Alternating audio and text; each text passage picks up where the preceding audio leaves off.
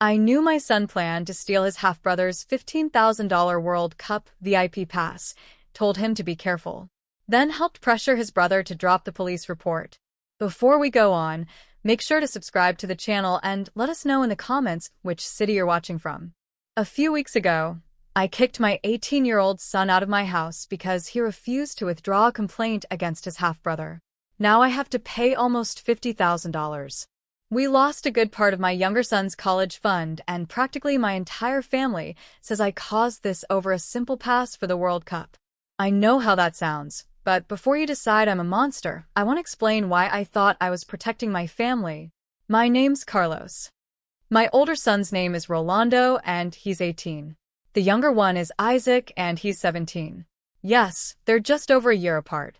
Rolando is the son from my first marriage, and Isaac was born from a relationship I had while my wife was still pregnant. I know I've never said it was right, but almost 18 years have passed, and sometimes I feel like my ex still uses that to justify anything related to Rolando. After the divorce, Rolando lived mainly with her. We had shared custody, but his mother earned quite a bit more than I did and could give him a stability that I couldn't offer at that time. I still saw him, and I was still his father. I know some people will say I just let her do all the work, but it wasn't that simple. When Rolando turned 16, his mother received a promotion that involved constant travel. That's why he ended up moving in with me, my current wife, and Isaac. I admit I was worried about money. We already had our expenses, and supporting another teenager wasn't cheap. I asked my ex to start sending me money while Rolando lived with me. She refused. She told me she would continue to cover Rolando's expenses directly and would deposit money onto a card in his name. When I asked why she couldn't send it to me, she replied, "Because if I send it to you, it will end up becoming money for both of them." It bothered me quite a bit. She was implying that I would use part of that money for Isaac. I'm not going to say I would have never helped Isaac if there was something left over, but I also don't think that makes me a bad person. Rolando adapted relatively quickly. Besides, he almost never asked me for money. His mother deposited money for him, he did some odd jobs, and little by little he started to buy himself better things. Clothes, sneakers, technology. Isaac noticed right away. One afternoon, he was going out with some friends and wanted to wear Rolando's new sneakers. I told him to wear them. Isaac asked me if he should ask for permission. They're sneakers, not an inheritance. Wear them, and then return them. And that's what he did. Rolando found out days later and came to complain to me. I explained that I didn't see a problem because Isaac had returned them in good condition. Rolando said the problem was that no one had asked him. I replied that in a family, you can't live counting every little thing as if everyone were strangers. For a few weeks, nothing important happened. Then Isaac took Rolando's expensive headphones and had them for almost 2 days. This time Rolando got much angrier. He didn't shout, he just bought a small lock and started to keep some things in a closet in his room. When I saw it, I asked him what it was for. "So, Isaac stops taking my things." I told him to remove it.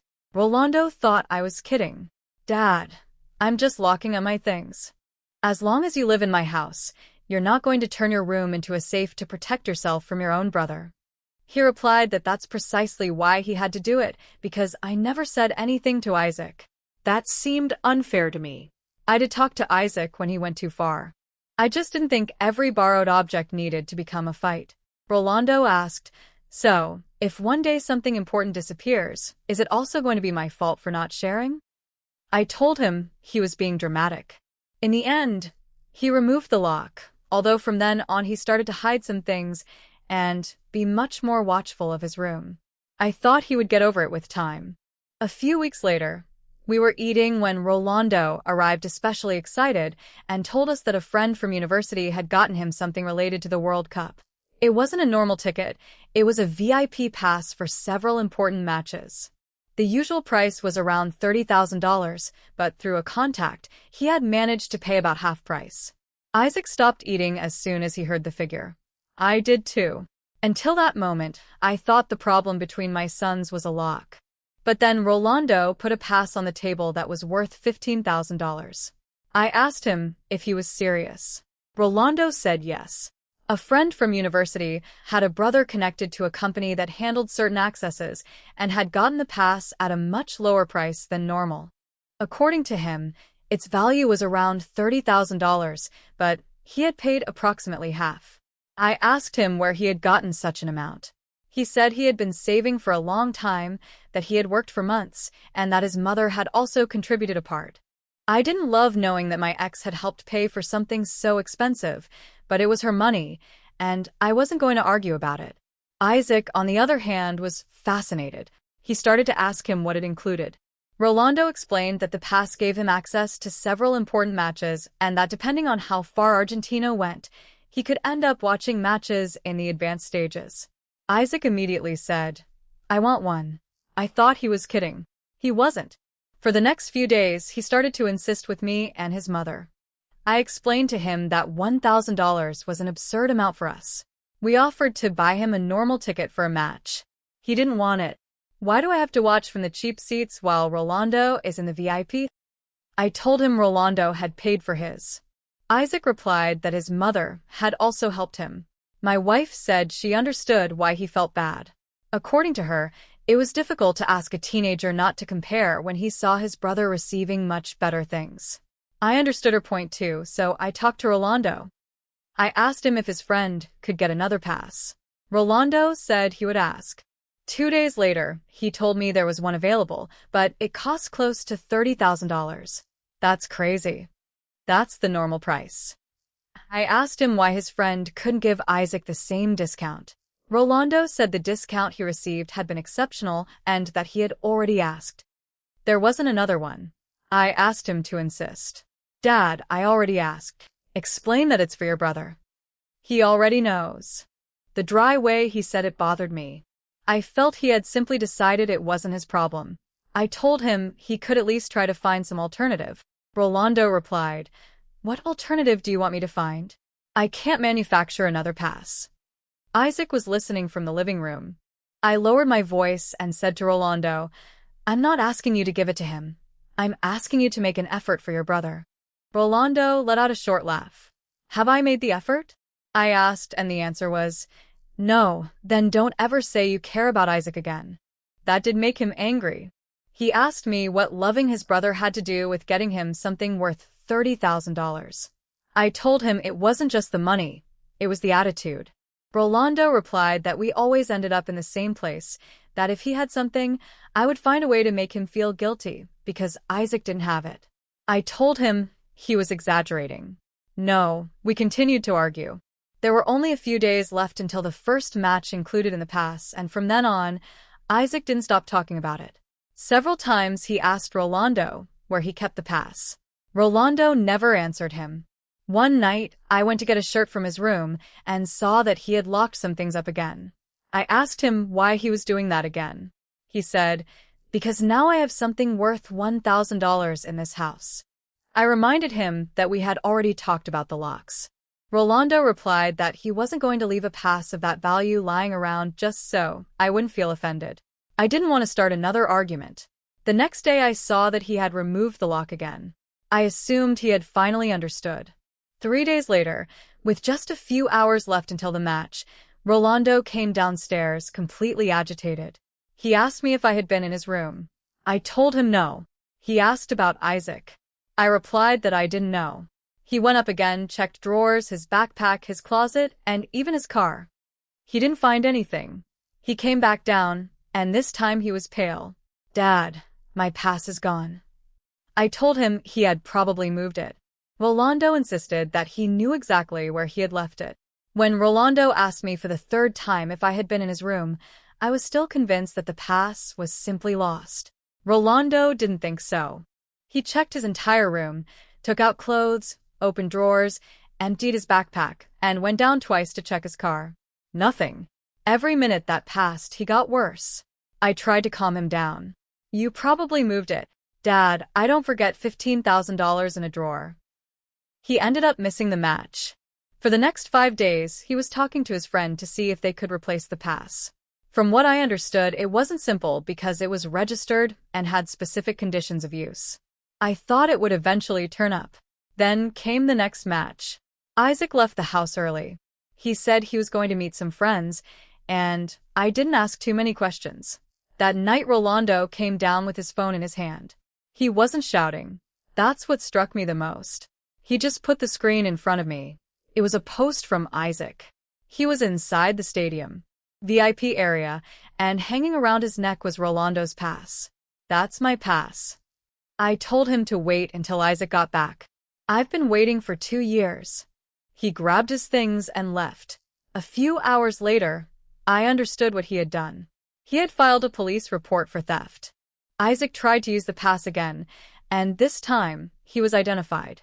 A friend of his was temporarily working near the entrances and had apparently helped him get in the first time. They called us.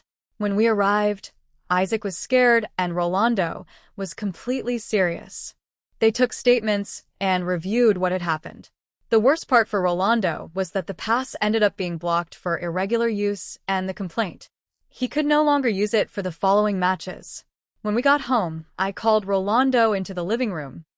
"How could you do that to your brother?" He looked at me like I was crazy. "We could have settled this here. He stole something from me that's worth $1,000. And you called the police on your own brother." Rolando clenched his jaw. What amount does he have to steal from me for it to stop being a family problem? I told him Isaac was 17 and that a police report could follow him for a long time. Then he should have thought about that before going into my room. He made a stupid mistake. He didn't steal. I tried to explain to him that reporting it wouldn't automatically get him the money back. Rolando replied that at least it would make someone take what he had been saying for years seriously. I asked him to withdraw the complaint. He said no. I insisted, but he said no again. That's when I lost my patience. "You have 48 hours. Rolando looked at me. "For what?" "To withdraw this. And, if not, you find another place to live." He was quiet for a few seconds. "Are you kicking me out because Isaac stole from me?" I told him I wasn't kicking him out yet. I was giving him a chance to think about the consequences for his brother. Rolando shook his head. It's always the consequences for him, never for me. He went up to his room. That night, I went to talk to Isaac. I wanted to hear his version before everything escalated further. I asked him directly why he had taken the pass. Isaac looked down. I wanted to go too. I told him that didn't justify stealing. Then he admitted something I didn't expect. He hadn't taken the pass on impulse. He had been thinking about how to do it for days. He had asked his friend if he could help him get in, and he already knew where Rolando kept the pass. I was silent. You planned this. Isaac started to cry and said he just wanted to use it and return it. Then he asked me if he was going to be in real trouble now. He was scared, and I felt that even though he had made a mistake, he was still my son. I put a hand on his shoulder. I'm going to talk to Rolando. I'm not going to let your brother ruin your life. Isaac hugged me. At that moment, I still thought I could control the situation. It was precisely that promise that turned the next 48 hours into a war. The next morning, Rolando received confirmation that his pass was completely useless. It wasn't just that he had missed 2 matches, he could no longer use it for any of the remaining games. He came down with the email open on his phone and told me he wanted Isaac to give him the money back. I replied that we didn't have $1,000 available. Then you'll have to find a way. I immediately recognized my own words. I told him not to be childish. Rolando replied that for years I had been telling him that in this house things were shared. According to him, now he could also share the consequences. I didn't like his tone at all. I thought he needed to hear from someone other than me. So that afternoon I called my sister and a close uncle. I explained that Isaac had made a stupid mistake and that Rolando was willing to ruin his future over something we could solve within the family. I invited them to the house. At first, it worked exactly as I had expected. My brother asked Rolando to think about Isaac. My uncle said a police report could affect many things later. Rolando listened without interrupting. When they finished, he took out his phone. First, he showed the picture of Isaac inside the stadium, then the email confirming that the pass had been canceled. Finally, he showed old messages where he had asked me several times to have Isaac stop going into his room. My sister looked at me. Carlos, did he steal it or not? I told her the situation was more complicated. I didn't ask you that. It bothered me that my own sister was talking to me like that in my own house. Rolando answered for me. Yes, he stole it. The meeting ended quite differently than I had imagined. My sister told me before she left that I should seriously think about what I was doing. I felt that Rolando had managed to turn them into enemies too. The next day, I discovered something worse. He already had a lawyer. His mother was paying for everything. I called her immediately, asked her if she was really funding a lawsuit against his own brother. She replied, "For years he asked you to protect his things. Now I'm going to protect him." I told her she was just taking another opportunity to go against me. She hung up on me. A few days ago, we had a conciliation meeting. Our lawyers reviewed the payment receipts, the photos, the messages, and the cancellation of the pass. Then they took us aside. My recommendation is that you reach an agreement. I asked him if we really had to accept Rolando's claim for the full amount, that it was too much. He said we could discuss the figures, but denying that Isaac had used the pass was very difficult. I asked if we could say that Rolando had lent it to him and then regretted it. The lawyer just looked at me. If that didn't happen, don't say it happened. I didn't like his answer. I felt that not even our own lawyer was trying to defend us. The conciliation ended without an agreement. Rolando didn't withdraw anything. The 48 hours were practically over. Then I found out that he was going to the final with another ticket that his mother and some friends had helped him get. I told him clearly, "If you go, don't come back expecting to walk in as if nothing happened." Rolando asked me if I was serious. I said yes. He went anyway. That same day, I took several of his things and got them ready. When he returned, I told him to go to his mother's. He didn't shout. That bothered me even more. He collected his things, and before he left I told him, "When you're willing to withdraw all of this, we can talk again." Rolando stopped at the door. "I don't live here anymore. You have nothing to threaten me with anymore." He left. I was still convinced that at some point he would realize he was taking things too far. The next morning an email from his lawyer arrived. Rolando was moving forward with everything. He hadn't withdrawn the complaint. He hadn't reduced the claim, and now he no longer depended on me for a place to live. For the first time, I understood that there was no longer any decision that could force Rolando to back down. Still, I thought things couldn't go so badly in court. In my head, it was still a $1,000 pass, even if we lost. I imagined that at most we would be forced to return that amount. Our lawyer had been telling me for days to stop thinking like that. Rolando arrived with his mother and his lawyer. When they started to present the evidence, I understood that they were very calm. First, they showed the purchase receipt, then the transfers, then the conversations with the friend who got the pass, and the documents showing which matches were included. They also showed the cancellation notice after Isaac used it. So far, there was nothing I didn't know. Then the photographs appeared. Isaac inside the stadium, the pass hanging around his neck, the posts he himself had uploaded. Our lawyer barely took notes. Then, Rolando presented old messages. They weren't about the World Cup, they were conversations with me from months ago, where he asked me to have Isaac stop going into his room. In one of them, I had replied that he had to learn to share. In another, I told him he was creating problems over material things. I started to feel uncomfortable, but I still thought it could be explained. The next thing were the messages after the theft. Withdraw the complaint. Don't destroy your brother over a ticket. And finally, the message I had tried to forget appeared. If you go ahead with this, find another place to live. Rolando didn't have to say much. My own messages were doing the work. I tried to explain that I was angry and that those things had been written during a family argument. Our lawyer asked me to stop talking without being asked. Then came something I didn't know about. Rolando's lawyer presented screenshots of a conversation between Isaac and my wife.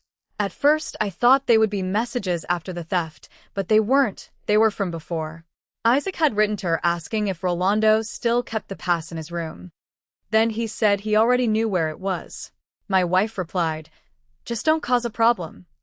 Further down, Isaac said that a friend could help him get in, and she answered, "If you're going to do it, be careful. Maybe this way Rolando will learn that not everything can be his." I felt a punch in the gut. I looked at her. "You knew?" Our lawyer asked me to be quiet. She didn't even look at me, but there was still another message. It was the day after Rolando found out everything. My wife had written to Isaac, "Don't say that you told me about the past before. We have enough problems already." I stopped listening for a few seconds. She not only knew that Isaac was planning to take it, she had also tried to make sure no one knew that she knew. During the recess, I confronted her. "You let me defend him for weeks, knowing all this?" She became defensive. "I didn't know he would actually do it. You told him to be careful. Because I thought he would use it and return it." Our lawyer came over and told us to stop arguing. Then he said something worse. "We're no longer talking about whether it's a good idea to reach an agreement. We're talking about when you can reduce the damage." When we went back, the financial part began. I was still thinking about 15,000. Then they started to add the lost value of the pass, the remaining matches that Rolando could no longer use, other expenses that his lawyer had documented directly related to the conflict, and the costs that had accumulated because we refused to resolve it earlier. The final figure was close to $50,000. I stared at the number. "We don't have that money." Our lawyer explained that ignoring a payment obligation could end up affecting our income or assets later. That's when I stopped wanting to prove I was right. I just wanted it to be over. We accepted a financial solution. To cover it, we had to use almost all of our savings, including a significant part of Isaac's college fund. When we came out, I saw Rolando talking to his mother. I went straight to him. "Are you happy? You just took your brother's university education away for a ticket." Rolando looked at me, without raising his voice. "I didn't take that money. Isaac took my pass. He could have stopped. And you could have stopped him the first time he went into my room." I told him I had tried to protect both my sons. Rolando shook his head. "No, you always protected him." Then he added, "I didn't lose a father today. I just understood that I never had one." I thought that would be the worst sentence I would hear from all of this, but that night Isaac managed to top it. When we got home, we had to explain to him where the money would come from. At first, he didn't understand. I told him we had used almost all of our savings and that a significant part of the fund we had reserved for his university was also gone. Isaac just stared at me. "My money." I explained that it wasn't exactly his yet. It was money we had reserved to help him when he started university. That didn't calm him down. But it was for me. I told him we had no other choice. Then he started to raise his voice. "And why do I have to lose it?" I lost my patience too. "Because all of this started when you took your brother's pass." Isaac was quiet for a few seconds. Then he said something I still have a hard time admitting. "You said nothing would happen." I didn't know what to answer. He continued, "You told me you would talk to Rolando. You told me you wouldn't let him ruin my life." I explained that I did everything I could. Isaac shook his head. "Well, it didn't work." He locked himself in his room. My wife tried to follow him, but I stopped her because I was still furious with her. I asked her how long she had planned to hide from me that she knew about the pass. She replied that we had argued enough. "No, you knew what Isaac wanted to do, and you let me look like an idiot for weeks." She turned to me. "Don't act as if I created this alone." I asked her what she meant. "You've been telling Isaac for years that he could take Rolando's things. Every time Rolando complained, you told him to share." I told her a sweatshirt wasn't the same as a 15,000 pass. She replied, "For Rolando, it was probably always the same." No, we continued talking. I thought that after the trial at least the problem would start to disappear, but I was wrong. 2 days later, Rolando published his version of everything. He not only told about the pass, he also showed some messages, the threat to kick him out, the messages where I asked him to withdraw the complaint, and part of the conversation where my wife had said that Isaac was planning it. The same sister I had invited to convince him wrote to me, "You made us go and pressure him when you already knew he had stolen from him." I tried to explain to her that at that moment my priority was to prevent Isaac from ending up with more serious problems. She didn't reply. Then other relatives started to write to me. Some directly called me a bad father. I still think that most of them are talking because they've never been in my position. It's very difficult to say that you should let the consequences happen when it's not your son who could lose his future. I try to contact Rolando. I wrote to him, "When you want to talk without lawyers or accusations, I'm still your father. The message was sent. Hours later, I tried to write again. I couldn't. He had blocked me. I'm not going to lie, that hurt more than I expected. Now, Isaac barely talks to me because he says he'll have to change his university plans. My wife and I argue constantly. Rolando lives with his mother and doesn't want to contact me, and we lost almost 50,000. I know people are going to say that I caused all of this. Yes, I allowed Isaac to use some of Rolando's things. I took away and told him to remove the lock from his room. I tried to get Rolando to get another pass. I defended Isaac after the theft, and yes, I asked him to withdraw the complaint. I threatened to kick him out, and finally I did, but I still think that all of this could have been resolved within the family. Isaac did something wrong. I've never denied that. What I can't accept is that one mistake ended up costing us our savings, part of his university education, and practically our entire family. Rolando had opportunities to stop it, but he didn't want to. Now, everyone says that I was the one who closed every door until we were left with no way out. I don't see it that way. I was just trying to protect my younger son from a stupid decision he made at 17. So tell me, am I really the bad one? End of the story. Carlos didn't lose $50,000 for a pass. He lost it because for years he taught Isaac that Rolando's things were also his, and when he finally stole something serious, he decided to punish the victim for defending himself. And the worst part is that he still blames Rolando, when even his wife knew what Isaac was planning. Rolando didn't destroy that family. He just stopped accepting being the son, who always had to put up with it so the favorite wouldn't face consequences. Comments. Comment 1. Brother, your son didn't lose a father in the trial. He lost the guy who had been acting as a free lawyer for the house thief for years.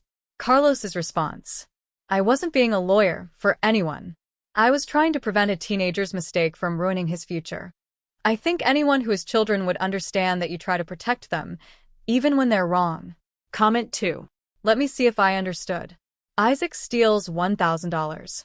Your wife knew, you threaten the victim, and in the end you ask who the bad one is.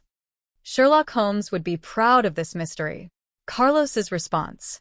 You're reducing everything to a $1,000 theft when the situation was much more complicated. Isaac didn't try to sell the pass or keep it forever. He wanted to use it and return it. That was wrong, but it's not the same as what you're painting. Comment 3. Carlos discovering that things have owners after losing $50,000. It's the most expensive private property tutorial I've ever seen. Comment 4. In this house, there's no mine and yours. Perfect. So I guess Rolando can also keep your salary, your car, and a kidney. We're family. Story 2. I told my son, if you are not happy, the door is open. Then he drove into a storm, while I kept defending my stepson even after seeing the video of him provoking everything. Before we go on, make sure to subscribe to the channel and let us know in the comments which city you're watching from. My name's Veronica. I'm 42 years old. I'm the mother of Andres, 17, and the stepmother of Matthias, 18. The conflict exploded the night when, after years of favoritism, Andres had a car accident after I yelled at him that if he wasn't happy, he could leave, just like that, cold, direct, without thinking that words sometimes push harder than hands. I always say it all started with good intentions. That's what I tell myself when I need to sleep. When I married Luciano, Matthias's father, I felt that boy came into my house with an open wound. His mother had left him. Not a fight, not a shared divorce. She left, and he would repeat that no one chose him. He'd say it almost laughing, but it wasn't a laugh, it was a way of saying it without crying. I decided I'd be different. I swore to myself that he would be chosen. I signed him up for soccer, paid for private lessons, celebrated every achievement as if it compensated for years of abandonment that weren't mine, but that weighed on me anyway. Every medal, every applause, every photo uploaded to social media was like a small symbolic repair. I could fix something. That's what I thought. Andres was different, quiet, too much like his father, from whom I divorced on bad terms. Sometimes I'd see him with his arms crossed and feel like he was judging me. He wouldn't say anything, but I'd hear reproaches that were perhaps only in my head. He'd tell me I shouldn't mix things up, that a son isn't an ex-husband, but there are gestures that trigger memories, and I was never good at separating emotions. When Andres asked to study music, I replied that there was no money. It was automatic. That same month I paid for an international camp for Matthias. I convinced myself that one needed a push, and the other had to learn resilience. That's what I called it. Resilience. It sounds nice, almost pedagogical, but deep down it was something else. It was a choice. There were small decisions that at the time seemed practical. I took Andres's room away to give it to his brother because he needed more space. I sold the guitar his grandfather had given him to cover unforeseen expenses for Matthias. When he cried, I told him that maturing also means accepting sacrifices.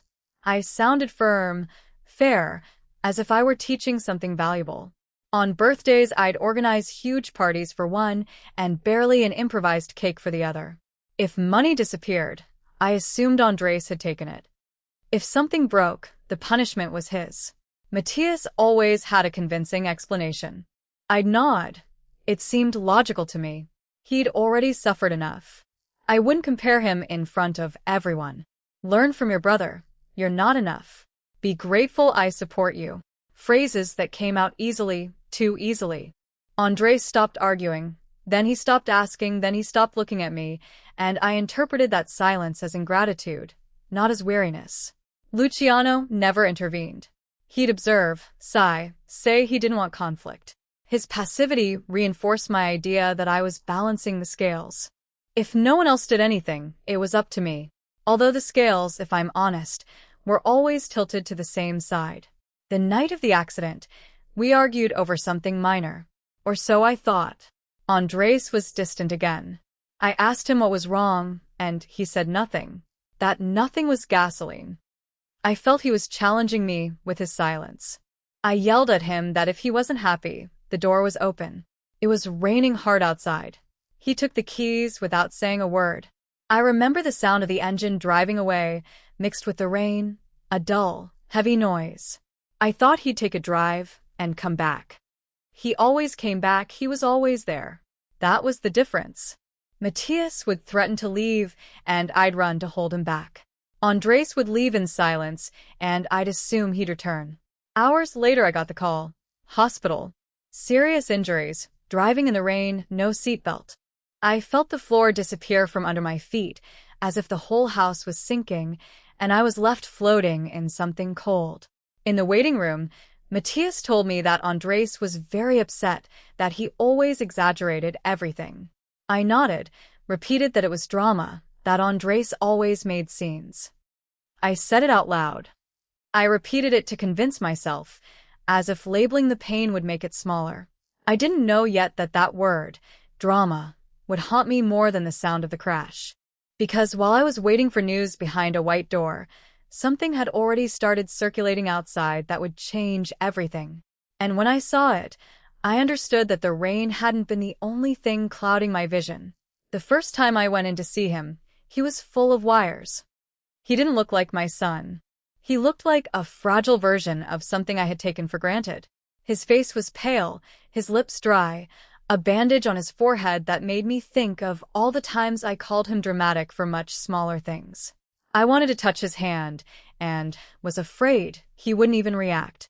The doctor spoke of serious injuries, of luck within the possible, that driving in the rain without a seatbelt was a dangerous combination. I felt as if I were listening to a stranger's lecture. In my head, I repeated what I'd said in the waiting room. It was an impulse. It was an exaggeration. It was a moment. I needed it to be that. An isolated moment, not a chain. Matthias stayed by my side almost the whole time. He'd hug me, bring me coffee, tell me everything was going to be okay, that Andres had always been impulsive, that he was strange that night from the beginning. I'd listen and find comfort in that version. It was easier to think my biological son had a difficult character than to accept that I'd been pushing him against an invisible wall for years. Luciano showed up later. He said it was a misfortune, that the important thing was that he was alive. His voice was flat, as always. He never questioned anything, not that night or before. Sometimes I wonder if his silence was comfort or fear, but at that moment I didn't want to question anyone. I wanted a simple culprit, and Andres, unconscious, couldn't defend himself. When he woke up, he didn't look for me. He opened his eyes, looked around, asked for water, then asked to speak to a friend. He didn't say Mom, he didn't ask for me. I felt a pang that I tried to hide by adjusting his blanket. I told myself it was the effect of the medication, that he was confused, that everything would go back to normal when he left the hospital, but normality was already broken, and I didn't want to see it. 2 days later, a cousin wrote to me. She told me there was something circulating in a private group, a video. I hesitated to open it, but I did anyway. On the screen, Matthias appeared laughing while hiding Andres's phone charger. You could hear his voice saying, "Let's see how long it takes for him to explode." The recording didn't seem old. It was recent, very recent. There was another fragment. The car keys on the table, Matthias moving them. A low laugh. It didn't seem like a spontaneous joke. It seemed rehearsed, calculated, a way of measuring how much he could push before something gave. I felt my face flush, shame, but not just for him, for me, because I remember that afternoon, Andres looking for his charger, checking drawers, breathing faster, me telling him to stop being dramatic, that he always lost everything, that he should learn to be more responsible. Matthias, in the background, with that neutral expression I interpreted as patience. When I confronted him, he denied everything. He said it was a joke taken out of context, that everyone was exaggerating, that people edit videos to cause harm. He looked me straight in the eye and said he would never provoke something like that. And I defended him again. I said Andres was unstable, that stress made him exaggerate. Damn it, it was easier to believe that. I repeated that version in front of Luciano, in front of my cousin, in front of myself. I said you couldn't judge by a short clip that we didn't know what had happened before, that Andres had a temper too. I said it with conviction, as if defending Matthias was an act of coherence and not of fear. But something had already shifted inside me, a small crack. I started to remember scenes I had filed away as unimportant details. The times Andres told me Matthias provoked him, the times I downplayed it. The times I responded, "Learn from your brother. You're not enough. Be grateful I support you." Phrases that now sounded different in my head, as if someone else had said them. In the hospital, Andres began to speak little. He answered just enough. When I asked him how he felt, he said tired, nothing more, tired. He didn't mention the video, he didn't accuse his brother, he didn't ask me for explanations, and that silence that used to irritate me began to unsettle me. One afternoon I heard a nurse say that sometimes young patients don't use seatbelts when they're upset. As if there's something they want to challenge. I froze. I thought about the rain, my phrase, the open door. I thought about the exact moment he took the keys. Had it been just impulsiveness, or was there something accumulated that I refused to see? Matthias continued to act like the concerned son. He told me not to blame myself. That Andres always exaggerated, that word. Again, exaggerated. The same one I had used. I started to feel like we were repeating a learned script, one where Andres was the problem, and we were the reasonable ones. The tension in the house, when we went back to sleep for a few hours, was thick. The room I had taken from Andres was still occupied by Matthias. The guitar was gone. Every object seemed a silent reminder of small decisions that together made a lot of noise. I tried to convince myself it was all a coincidence, that a video didn't define years, that I had acted out of compassion, that protecting the one who seemed more vulnerable was the right thing to do. But every time I looked at Andres, connected to wires, motionless, that narrative felt more fragile, and still, I kept holding on to it because accepting the contrary implied something I wasn't yet ready to face. I don't know at what point I started to feel that the hospital was more honest than my own home. There, everything was clear, injury, treatment, risk, nothing was disguised. In contrast, when I'd return home for a few hours to shower or change clothes, the air seemed full of unsaid things, still objects that knew more than I did. I found myself rewatching the video over and over, pausing it, looking at Matthias's gesture when he moved the keys. It wasn't just a laugh, it was anticipation, as if he were measuring a reaction. And then something uncomfortable started to creep into my thoughts. How many more times had something like this happened and I had turned it into Andres's fault? I remembered when money disappeared and I accused him without proof, when something broke and the punishment was his, when I sold the guitar his grandfather had given him and told him that maturing also means accepting sacrifices. At that moment, I felt firm, almost pedagogical. Now that scene tastes bitter to me because it wasn't a lesson, it was a decision. I always said I was talking about justice, that I was trying to balance opportunities, but the truth is I was compensating for a wound that wasn't mine. Matthias would repeat that no one chose him. And I, perhaps for fear that my second marriage would fail like the first, chose him loudly, visibly, constantly. Each choice had witnesses, photos, celebrations. In contrast with Andres, my decisions were silent, but just as forceful. I realized something I don't like to admit. Andres's silence made me uncomfortable because I associated it with reproach. He didn't say anything, but I felt he was looking at me like his father did when we argued. And instead of separating those images, I mixed them. I punished my son for resembling someone I didn't know how to live with. It's hard to say it like that, but when I strip away the excuses, that's what's left. There was one afternoon at the hospital when Andres looked at me longer than usual. He didn't speak, he just held my gaze, and for the first time, I didn't feel defiance. I felt distance, as if he were evaluating whether I was still a safe place or just an uncomfortable memory. I settled into the chair. I wanted to say something that would fix years. I couldn't find anything. Update, because that's how I experienced it, as if my mind were sending me delayed reports. They called me from school. They'd noticed changes in Andres months earlier. His performance dropped, he became isolated. A teacher said he seemed resigned. Not rebellious. That word pierced me. Resigned is not someone who exaggerates, it's someone who has stopped waiting. I went back to the video again, this time without sound. I observed my own absence. I wasn't in that scene, but my influence was the dynamic that had allowed the narrative I repeated. When I confronted Matthias and he denied it, I had a choice. I could doubt, I could investigate more, I could at least not defend him immediately, but I did because admitting he was manipulative meant accepting I had been complicit by omission. I also thought about the rain that night, my exact phrase, "If you're not happy, the door is open." It wasn't the first time I'd said it. Maybe it was the first time it had visible consequences, but the idea had been circulating for a while, as if I myself were rehearsing abandonment out loud.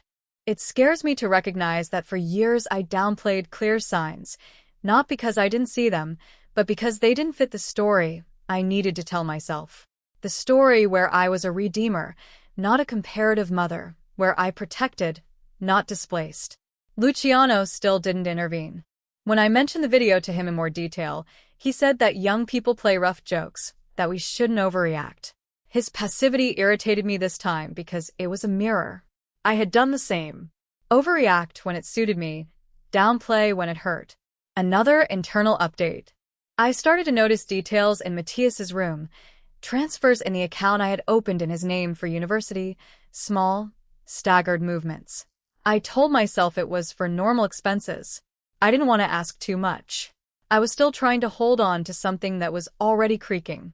Meanwhile, Andres was progressing in his recovery. He spoke little with me, more with a friend who visited him often. They'd laugh in low voices. I'd stay on the sidelines, feeling I had lost a place I thought was guaranteed. I tried to hug him once, he didn't respond. He didn't push me away violently. He just stood still. That stillness hurt more than a scream. I'm beginning to understand that the conflict didn't explode in one night. It accumulated like moisture behind an invisible wall until the stain appears. And when it appears, it's already too late to pretend it doesn't exist. There's something else that haunts me. I used to say, "Learn from your brother," as if it were an invitation to improve. But in reality, it was a public, humiliating comparison. I did it in front of relatives, of friends. I thought it was motivating, but deep down it was marking hierarchies. Now, sitting by the hospital bed, I wonder if protecting one meant destroying the other, and if the wound I tried to compensate for ended up being replicated but with my name. I don't have clear answers. Just that uncomfortable feeling that the story I defended for years is starting to crumble, and I still don't know what will be left when it's finished falling. When Andres left the hospital, there was no scene, no dramatic tears or reconciliation speeches.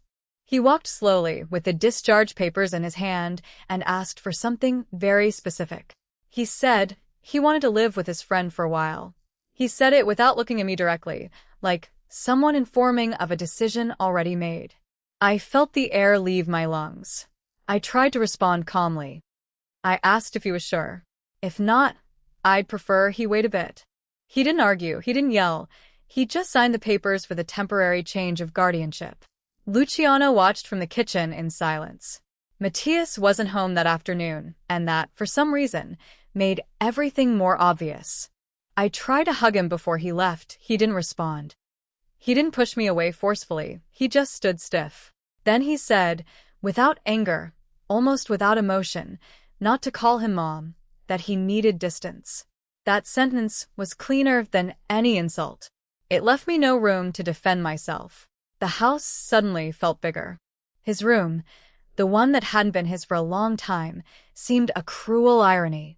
The space I took from him was now truly empty. I stood in the hallway looking at walls I knew by heart, but that no longer recognized me. I wanted to confront Matias again, this time with fewer doubts. I talked to him about the transfers I had noted about the movements in the university account. At first, he feigned surprise, then he said it was his money, that he had used it for personal expenses.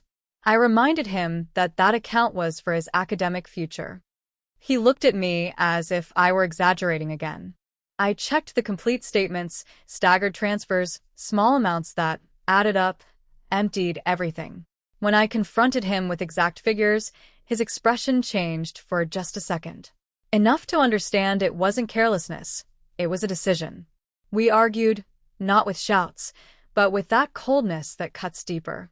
He said he needed independence, that he had always felt he had to secure his place. That sentence hit me with an almost obscene irony. Secure his place. I had spent years securing it for him. I asked him if he had deliberately provoked Andres, if the thing with the keys had been a cruel game. He held my gaze and said that everyone plays jokes, that Andres had always been too sensitive. Hearing that word from his mouth was like hearing myself months ago. Luciano barely intervened. He said we should calm down, that we shouldn't ruin the family over misunderstandings. Family. The words sounded hollow. That night, Matias went out and didn't come back. The next day, I found a short message. He was leaving with his girlfriend. He needed space. He didn't give an address. He didn't give a return date. I tried to call him, blocked. I tried to write to him, no response. I was left alone in a house I had organized around 2 children and a narrative that no longer held up. The silence was different from before. It wasn't Andres's resentful silence. It was a real emptiness. I looked at the video again, no longer looking for excuses. I saw provocation, I saw calculation, and I saw something more uncomfortable. I saw the consequence of having reinforced for years the idea that one would always be defended, no matter what. If I covered for everything, if I always had a ready explanation, what was I teaching him? I tried to contact Andres. I wrote messages that started with, "I want to talk," and ended up unsent. I didn't know how to apologize without it sounding like a late strategy. Finally, I sent a simple one. "I'm here if you want to talk." He didn't reply immediately. It took him days to answer with, "I'm fine, nothing more." I realized that the final confrontation wasn't a fight. It was an accumulation that ended in 2 absences. One left tired, the other left calculating, and I was left with the decisions. There are times when I remember the rain from that night and wonder if the accident was just bad luck. Andres chose to drive without a seatbelt. Yes, but I chose for years to tell him he wasn't enough. That phrase wasn't an isolated mistake, it was a pattern. Now the damage is visible.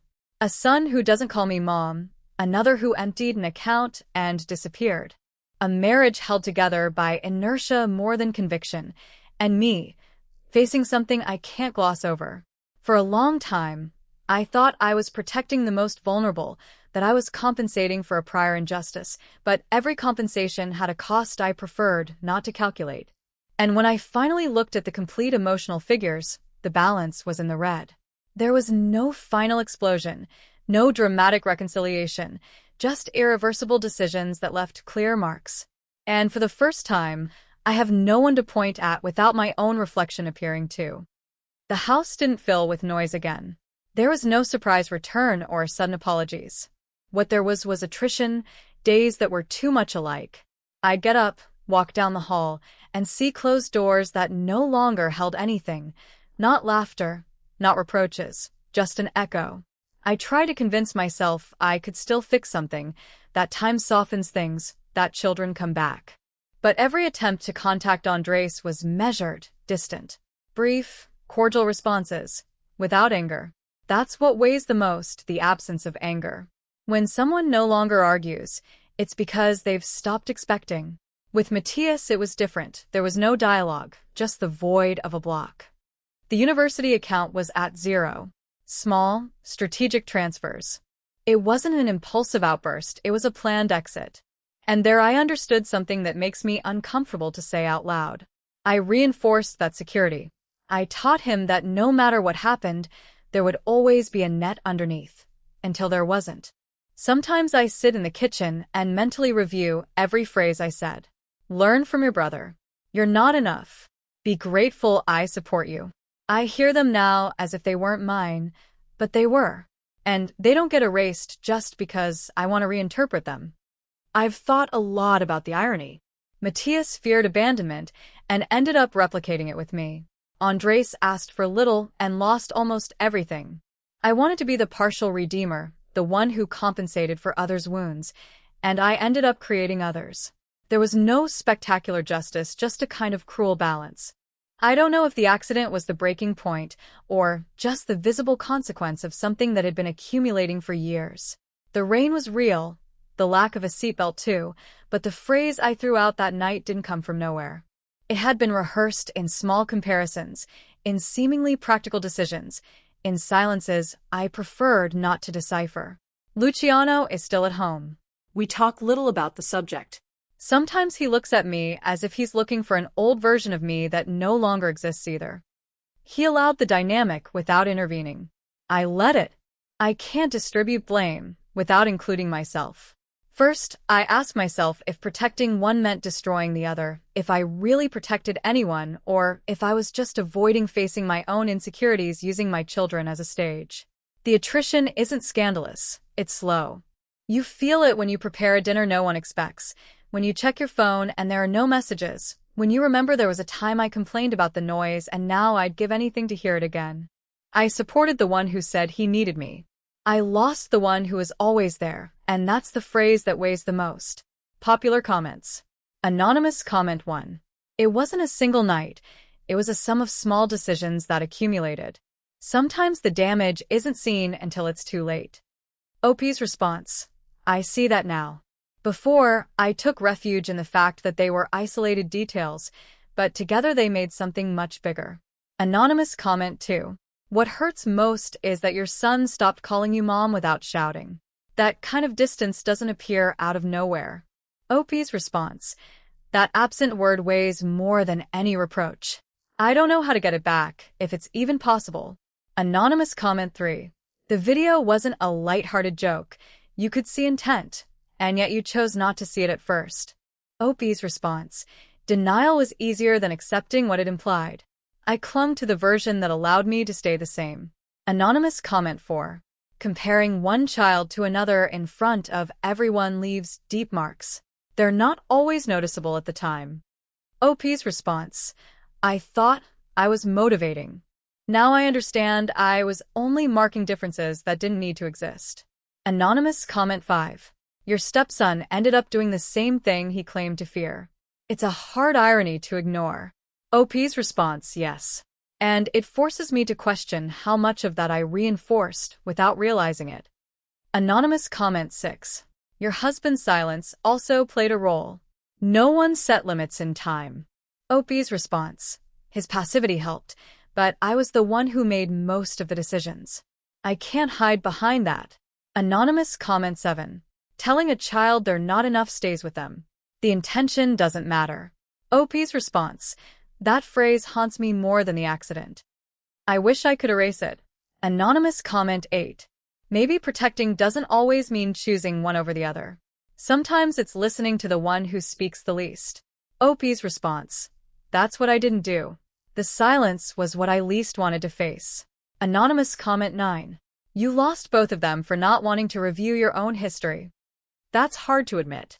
OP's response. It's the most uncomfortable part. I told myself a version where I was fair, and holding on to it cost me too much. Anonymous comment 10. I don't know if there's a way back, but at least now you see what you denied before. That already changes something. OP's response. I want to believe that acknowledging it is a start, even if it doesn't repair what's already broken.